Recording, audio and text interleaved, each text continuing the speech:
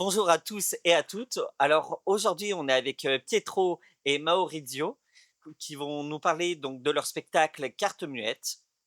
Donc bonjour à vous deux. Bonjour, bonjour. Alors est-ce que vous pouvez Oui, nous présenter votre spectacle? bonjour à tous. Moi, je suis Pietro De Nova Et moi, je suis Maurizio Zucchi. et on présente Carte muette, un spectacle pas muet. Mais non, c'est une comédie de l'absurde avec deux marchands voyageurs perdus au milieu de désert. Imaginez-vous qu'il y a les deux marchands qui sont totalement perdus. Il n'y a pas de GPS, il n'y a pas de cadran de navigation et pas des étoiles dans la nuit. Et en plus, on a un autre problème, une amnésia, on ne se rappelle pas les prénoms, l'origine. Et ça, c'est la question de la pièce. Comment se retrouver dans le désert et sortir pour retourner à la maison? Ça, c'est à découvrir avec Carte muette, une pièce onirique, poétique et drôle en même temps. C'est une pièce tout public, donc le jeune public aime beaucoup surtout des scènes d'interaction qu'il y a dans le spectacle, le marché, je dirais aussi. Ouais. Et en plus, c'est un spectacle qui s'était très beaucoup représenté pendant les derniers 3 ans, je dis, en Italie, en Suisse, en Suède, et finalement, on revient pour la deuxième année ici à Avignon. Et voilà. Et donc ça se jouera au théâtre transversal à 21h15. Enfin ça se joue au théâtre transversal donc à 21h15. Euh, Donc c'est une pièce que vous jouez, habituellement, d'Italie? Parce que pour ceux qui ne l'auraient pas compris, vous êtes italien. Bah oui, bien sûr. Oui, oui, oui, bien sûr. Il y a un peu d'accent, vous avez compris ça. Mais toujours, tout le monde dit, ah, l'accent italien, c'est très, très charmant. Et voilà, on va l'utiliser dans le spectacle. Ah oui, on dit que la pièce à l'origine était écrite en italien, et puis a été traduite en français avec l'aide de Stéphane Reich, un comédien français. Exactement. Je joue à la cadencia, Oui, et puis on d'Aaron a... Noir. Ouais. On va faire un peu de Et pub aussi. puis, bien sûr. Et puis, a été traduite même en anglais, c'est-à-dire qu'on l'a joué déjà dans trois différentes langues. Et on est autour de la centième représentation, je crois, plus ou moins. Oui, on s'entend des représentations là. Je dis toujours que le spectacle a dans la valise beaucoup de kilomètres parce que c'est une histoire nomade, de deux nomades, mais le spectacle lui-même, c'est un spectacle nomade parce que on mis le décor dedans la voiture et on va Et on part. partout, partout, dans tout le monde. Et c'est pas compliqué justement de jouer dans autant de langues, le spectacle? Oui, oui, c'est très compliqué, dans une façon culturelle, surtout parce que quand tu dois traduire un spectacle, tu dois le traduire aussi sur le côté des blagues, sur les jeux, parce L'humeur. que l'humeur, c'est différent. Et en plus, il y a une autre chose il faut vraiment avoir un switch parce que quand on retournera en Italie, on a des dates en italien du même spectacle. Al- euh, Et, Et, et- et ça passe plutôt à l'envers. Alors, il ne passe presque jamais qu'on prend quelque chose de l'italien par hasard et on le met dans la pièce en français, mais il passe le contraire, que puis quand on commence à rejouer en italien, les mots en français arrivent et tu fais la traduction en italien, c'est fou. mais le spectacle, je dis le texte du spectacle, c'est plus petit en français qu'en italien. Il y a moins de pages. Et c'est plus vite, c'est plus rythmique.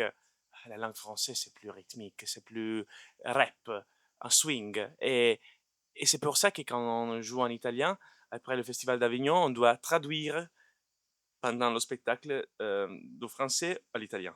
Et en plus, en italien, il y a forcément beaucoup de mots parce que nous, on parle plus vitement en italien. Oui, c'est ça. Et voilà. Et et d'où vous est venue l'idée de ce texte? Ce texte est né en Sicile. Moi, Maurizio et moi, on était en Sicile pour jouer à notre spectacle et on a dit pourquoi pas faire un spectacle à propos du corps de notre amitié, le voyage. Le voyage pour nous, c'est une façon d'être. Et aussi pour notre compagnie, Compagnia Il Milione. Il Milione, c'est le livre de merveille de Marco Polo. un de plusieurs grands voyageurs du monde, que c'est Marco Polo. Et, et le voyage, c'est une façon d'être parce que quand tu voyages dans le monde, tu rencontres beaucoup de gens, beaucoup de monde, beaucoup d'histoires.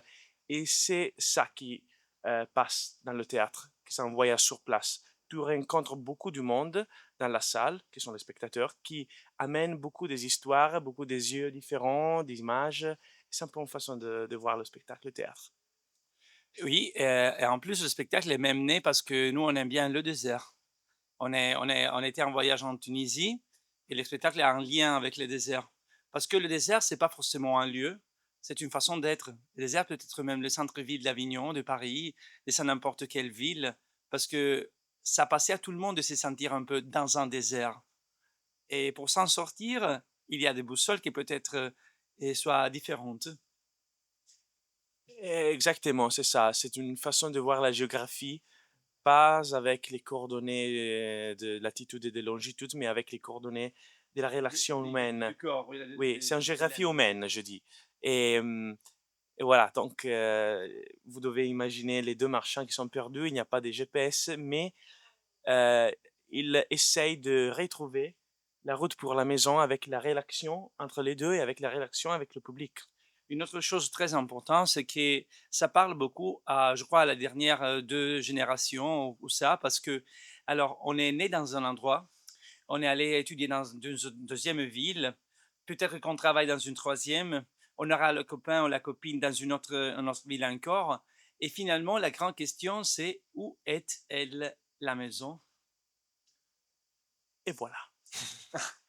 Et donc c'est, si je comprends bien, c'est les voyageurs qui sont perdus à la fois physiquement et à la fois mentalement et qui doivent se retrouver. C'est bien résumé?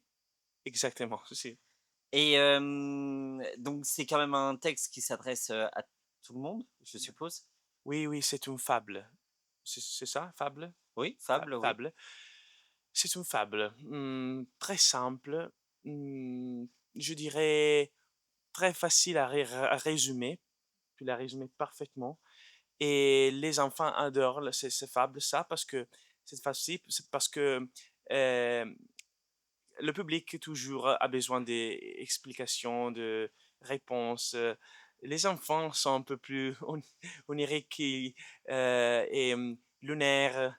Euh, Oui, nous vraiment, on vous invite, autant que vous voyez la pièce, à vous abandonner au Esatto. spectacle, aux sensations, au visuel, aux mots, parce que il faut pas forcément rester tout le temps là avec notre cerveau à penser à tous je sais pas, tout ce qu'il y a à l'intérieur et l'arrière-pensée et tout ce qui vient sort de la littérature. Il y a beaucoup de littérature. Il y a Marco Polo, le livre des merveilles, il y a Oui, Calvino, il y a Beckett, tout ce que vous voulez. mais il ne faut pas avoir peur pour ça si tu ne connais pas Marco Polo, tu ne Non, connais pas non. Italo Calvino. C'est vraiment une fable. Donc tu te laisses abandonner avec les deux marchands et doucement, pendant la pièce, tu vas te retrouver pour retourner à la maison. Et à la fin du spectacle, euh, c'est comme un envie au voyage. C'est comme avoir, être heureux de partir, de prendre un avion, bateau et voilà. C'est ça le spectacle. Et ça, c'est très important parce qu'on vit dans un monde où il y a longtemps, c'était possible, il y a quelques ans, une vingtaine d'années, c'était possible de voyager partout. Et tout à coup, lentement, c'est plus possible de voyager dans certains endroits. Alors, le valeur de voyage, c'est quelque chose que pour nous, c'est c'est vraiment important. Oui. Le spectacle est à partir de quel âge? Je dirais à partir de 5 ans. Donc, et, il y a des petits jeunes qui sont venus voir le spectacle de 5 ans et ils n'ont pas tout compris. Peut-être aussi Marco Polo, Les Villes Invisibles et les références de la littérature, mais le spectacle, c'est avec différents registres. Il y a un registre le plus simple, un registre un peu plus difficile, un registre philosophique. Tu peux dire, voilà, c'est l'histoire de deux marchands qui sont perdus, un peu comme Samuel Beckett, Vladimiro Estragon, mais ce n'est pas seulement ça. C'est aussi, comme on a dit, une façon de voir la géographie de les relations. La carte muette, c'est une chose qui ici en France, c'est pas bien connu. Parce que beaucoup de fois, on a parlé avec le public, ils disaient, tu sais qu'est-ce que c'est une carte muette? Ah, la carte muette, non, c'est la carte bancaire qui ne Non, fonctionne mais pas. la C'est pas carte ça. muette, en effet, c'est une carte, quelquefois en français on les dit vierge, une carte blanche, Géographique. géographique, sans mots. Il y a Euh, seulement les frontières. il y a seulement la ligne des frontières, la ligne de... Et justement, on s'utilise normalement pour étudier la géographie. Mhm. Et alors, il y en a certaines qui pensent que si on n'a pas beaucoup de choses écrites, il y a un vide. Il y a certaines qui pensent que si on n'a pas beaucoup de choses écrites, il y a des possibilités. Et si vous deviez, là, maintenant, inviter, convaincre la personne qui regarde la vidéo de venir voir votre spectacle, Mais qu'est-ce que vous lui diriez? Bah, je lui dirais que c'est un hymne au voyage et que si personne aime voyager, aime rire et aime rêver, c'est leur pièce. Et je vais utiliser les mots de quelqu'un qui est venu voir le spectacle directement. Ils ont dit, nous étions vraiment là avec vous. Vous avez nous littéralement amenés d'ailleurs et on a vécu toute l'aventure avec vous. Venez et vivez cette aventure avec nous. Eh ben, merci bien à vous 2. Merci. Merci.